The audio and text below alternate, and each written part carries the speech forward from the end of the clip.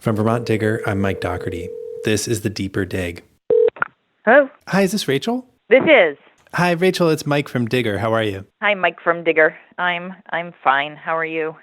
This is Rachel Nevin. She lives in Heinsberg and helps run an organic farm with her husband, David Zuckerman, who you might know as the Vermont Lieutenant Governor.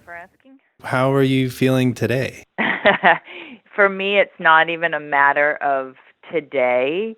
It's literally moment to moment. It can change drastically. Rachel has Lyme disease, and she wants to use her experience to push for better medical research around tick-borne illnesses in Vermont. I would say that I can literally feel my brain swelling, and I start to lose function. My hands turn into like T-Rex hands. They get all like cramped up and pull in. I start to get really confused and lose my speech. Sometimes it happens faster than others. It can take up to an hour, or it can take 5 minutes before I'm paralyzed head to toe. What do you do in that situation? How do you respond? It all depends on the situation. If when I used to do farmers market more, I would just lay down on the grass and go out, and most people would just think I was asleep and walk over me. But when you say go out, you mean you lose consciousness? Not right away. I'm Okay. generally just trapped inside my body. I can't open my eyes. I can't speak, but I'm in there. And I'm aware of what's going on to some extent, but it's also very strange. Like sounds move at strange speeds around me. It's almost like sound is darting by really fast. Like a noise will go by really fast, and then something else will go by really slowly. And so it's very kind of confusing. I usually lose consciousness, whether it's sleep or passing out, I don't really know. Or if it's like some kind of seizure, I don't know. But I usually lose consciousness at some point. But there's nothing you can do other than just to kind of let it pass? Yeah, and it does. Like the first few times it happened, we were terrified. You know, my husband carried me up to bed and left me there, completely unable to move, and he thought, she's going to wake up in the morning, and that's it. She's paralyzed head to toe. But I woke up, and I was like, I'm fine. He's like, you're fine? You feel fine. Lyme disease and other tick-borne illnesses have been on the rise in recent years. Researchers are saying 2019 could be one of the worst years on record for tick populations, and our state is uniquely at risk. Vermont is second in the country right now for their Lyme disease rate, but a lot of years it's been number one. Our reporter Ellie French has been looking at Lyme disease in Vermont. It's one of those things that it's like, okay, well, Vermont has such a small population. Vermont can be number one in certain things because of, we're just so small, but that's not... It's not just a per capita effect here. Yeah. Like, it seems like it's a real It's trend. a real trend. Part of that is just the climate here is the climate that ticks really like. We're still on the northern end of the kind of Lyme range. Lyme is from Lyme, Connecticut. It's like the town that it's named for where it started. But with the climate warming, that has been moving upward. So southern Vermont right now is getting hit especially badly, but it's moving further north every year. And then also just kind of the population, the people who live in Vermont they're outdoorsy, they are farmers, and they go hiking, and the people in Connecticut aren't in the woods the same way that the people in Vermont are, so. How did the researchers that you talked to, how do they track this kind of thing? They're really, really thorough with their research. They go to a few specific sites every year, and they track like really methodically just so that from year to year, those numbers are consistent, and they just track these sites and see how many ticks they're seeing, and then they test those ticks for Lyme and there's a whole slew of other tick-borne diseases that, Vermonters are getting, and they just kind of see how those populations are changing and growing. I have 7 field sites where I've been monitoring population density for this is my 6th year. So we're building a long-term data set on how the populations are changing over time and space. Bill Landisman is a biology professor at Green Mountain College. I'm mostly interested in the nymphs, which are the second life stage, and they're out. This is peak nymph activity. In fact, literally right now, you're going to see, between now and June 20th, you're going to see the highest densities of the year. June is bad all around, but this stretch of days that we're in now, this is like peak of the peak. Bill's research focuses on the microbial ecology of tick-borne diseases. That means he actually does DNA testing on tick samples to better understand how those diseases work. But in order to do that, he has to go collect the ticks from these sites. It's very simple. Anyone can do it. We take a square piece of denim, a white denim, so that it's easy to see the ticks. It's a 1 meter by 1 meter square. And we drag this cloth on the forest floor over a measured distance. So we'll lay out a measuring tape for 100 meters and drag the cloth across the measuring tape. And so that is 100 square meters of measurement. We stop every 20 meters to check the cloth and look for ticks, and we count them and then store them for later analysis, so that you can determine the density of ticks. That's the number of ticks per unit area, just by counting up the number of ticks you find on this measured distance. And so we're not actually counting every tick in a forest, of course, but we know the density, and so we can extrapolate how many ticks might be in a given area. And more importantly, we can compare tick populations from site to site. We can use that density measurement, number per unit area, as a way to correctly compare different sites and also different time periods. Got it. And I've kind of been hearing that this year is maybe a worse year for ticks than previous years. Is there validity to that? Is that? Oh, yeah. My data is showing it. I'm not done with the season, but I'm already seeing some of the highest numbers I've ever seen. And this is in my 6th year. I started in 2014. This is going to be the highest or second highest year. I can already tell. Just yesterday, I broke a record at one of my sites. I got the highest number of ticks I had ever received. And by the way, when I say that it's high, even our low years are high. Okay, and so last year was the lowest year that I have in my 6-year data set, but there were still plenty of ticks out there. Yeah. Right. It's still very, very serious. So it's all relative. So to be honest with you, it's all bad. We've heard people with Lyme describe some really serious effects. Help me understand, how does a bite from a tiny insect like this lead to such drastic symptoms? Well, when we're talking about Lyme disease, a certain percentage of ticks in this area are carrying pathogen known as Borrelia burgdorferi. It's a bacteria, and that is the agent of Lyme disease.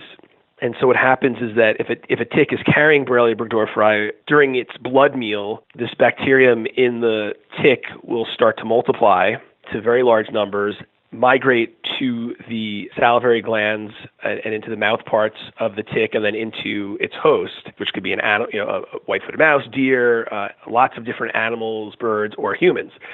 And so then this bacterium, when it enters a human, creates an inflammation response, and that is the illness. There's so many different ways that bacteria can affect human health, and they multiply to enormous numbers. They can multiply very quickly. Their generation time can be minutes or hours to minutes. They can reach very high numbers, and then they can release toxins. They can elicit a human response, and the inflammation is a human immune response. It's the human trying to get rid of this thing, but in the process, it makes people very sick. Bill said changes to things like deer and mouse populations cause tick density to fluctuate from year to year. But long-term trends like human intervention and climate change make the current levels a relatively recent phenomenon. People have had Lyme disease in Vermont for, decades, but 100 years ago, no, that wasn't a problem. So it's newish, but it's also not going anywhere. There's ways to treat Lyme and there's ways to prevent exposure to ticks, but short of, wiping out the tick population entirely, it's one of those things that's just around. Yeah. You talked to some people about dealing with tick-borne illnesses. What did you hear from them? It's hard because ticks are tiny. When they're nymphs and, these smaller stages until they're adults, it can be really hard to see a tick on you. So it's not like people are getting bitten by ticks and then, later developing symptoms and thinking, oh, I might have Lyme. It's no one that I've talked to, almost no one, has said like, oh, I knew that it could be Lyme because I got bitten. Like, no one knows they were bitten because ticks are they're small. They're so small. So really what it is people start getting these symptoms that are just unexplainable. So Lyme has this kind of one classic symptom. It's a bullseye rash. That's like the gold standard. You have a bullseye rash, you have Lyme disease. That's just what it sounds like. It's a thing on your skin that looks like a bullseye, like the symbol for target. Okay. The problem is only like 70 or 80% of people with Lyme actually get a bullseye rash. So then there's this still pretty huge chunk of people who never get that, but they're getting like dozens of other symptoms, and the symptoms can be like really pretty bad, but it's hard because they're not getting diagnosed with Lyme right away. I know one medical practitioner who says when a farmer takes the time to come in during the season, something is wrong. Like farmers just like, oh, I cut my arm off in a combine. Oh, well, I'll stick it on with duct tape and keep on going, right? So Rachel said the first time she showed symptoms, she thought it was exhaustion. I was at a farmer's market, and I went off to do something, probably to use a bathroom, and then I never showed up. And my husband was frantically looking for me at some point and found me on the grass at City Hall Park. And later on it passed. He was trying to get me to talk and trying to get me to whatever, and I couldn't do anything. And later on I just got up, and I thought, wow, I am really pushing it as a farmer. It was like, oh, my joints really hurt, so I must suddenly have aged, or I'm a farmer, or I abuse my body, or I'm so exhausted, I'm doing too much. I'm trying to do too much. I didn't get enough sleep, but stuff never really added up. Lyme gets worse over time untreated.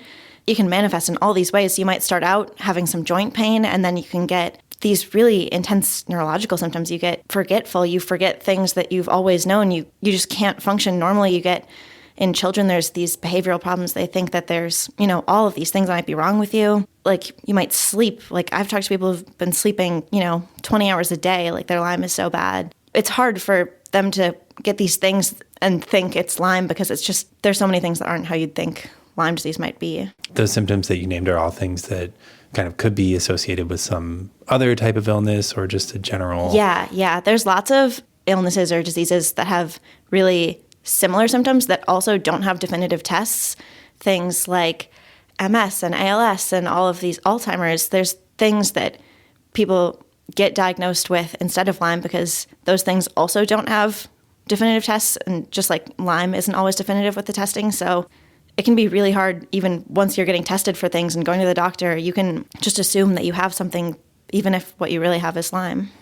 What did these folks tell you about the process for them of eventually getting diagnosed and trying to treat their disease?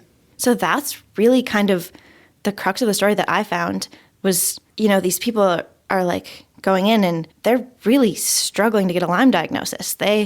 Sometimes their friends, their family members are like, you have Lyme disease. Like, I've had Lyme, or my brother's had Lyme, or my kid has Lyme. Like, you have to get tested for Lyme.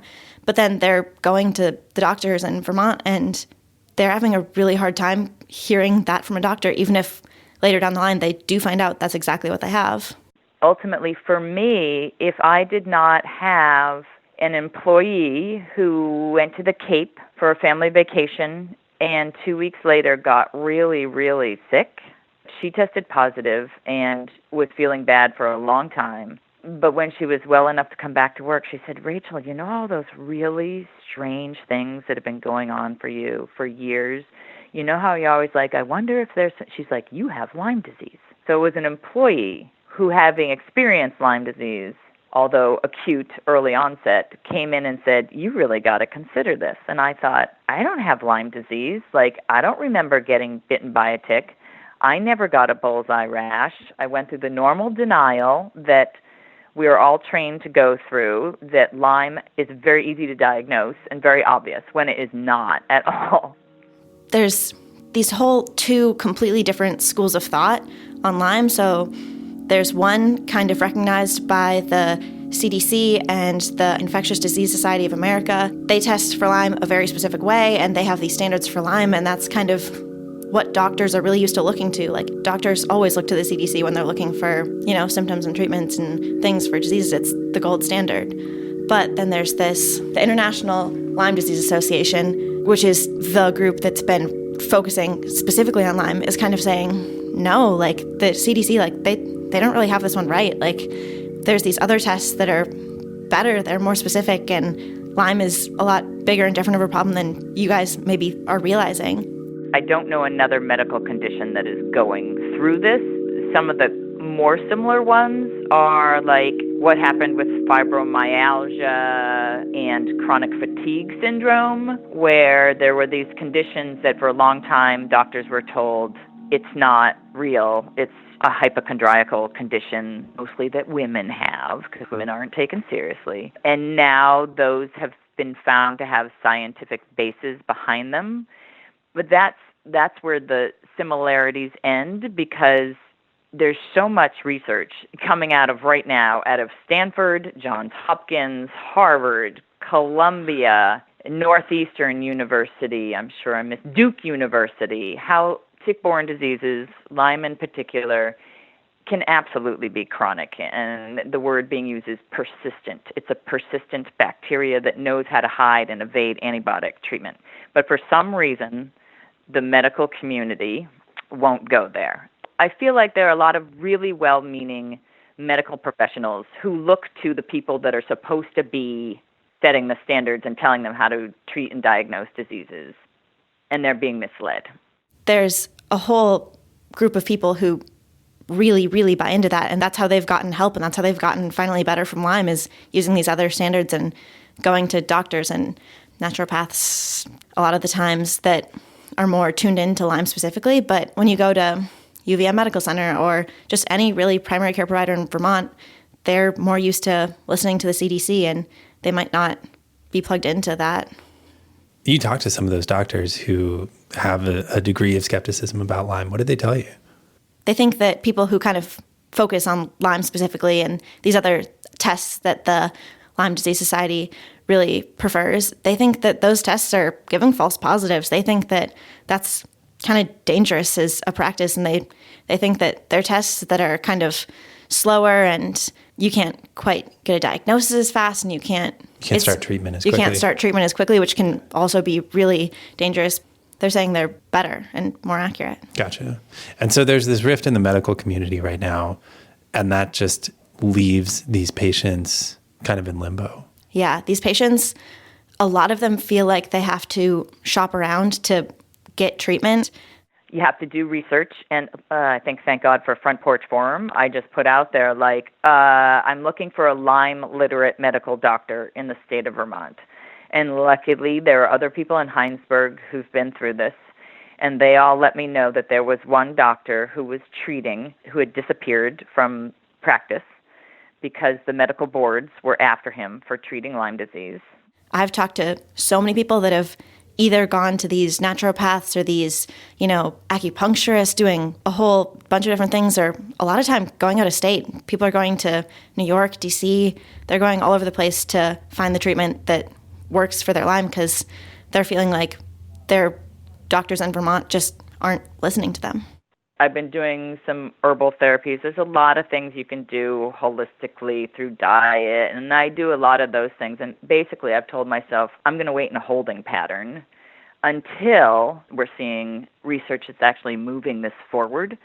So I've been kind of hoping to not fall behind the progress I've made and to not get too sick and wait for them to figure some stuff out, and then to get back in there and try new treatments.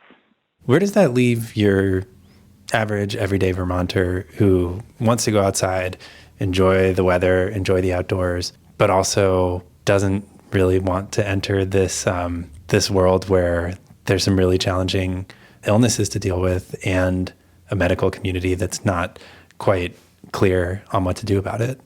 Well, the one thing about ticks is they have seasons where they're high. It's high right now because it's Lyme season, and then again later in the fall, it'll be, the adult season. So those are times to watch out for, but kind of in that middle of the summer, maybe later July and August, the ticks really aren't so bad. So that's one highlight. And also there's just a lot that you can do to prevent yourself from getting tick bite. If you get a tick bite, and the tick detaches within the first 24 hours, you're usually set. You usually don't really have a chance of getting Lyme. So if you can check for ticks after you go outside, if you get bitten, that's not something to worry about if you find it right away. And if you take a shower, that can get rid of all the ticks. Put your clothes, even if they're not wet, just in the dryer right after you get in from outside. That stops things. And, just normal stuff like wearing long pants, treating your stuff with tick repellent. So there's hope. Yeah, it's not this big boogie monster, but it is scary. Yeah. Okay. Thanks, Ellie. Yeah, thank you.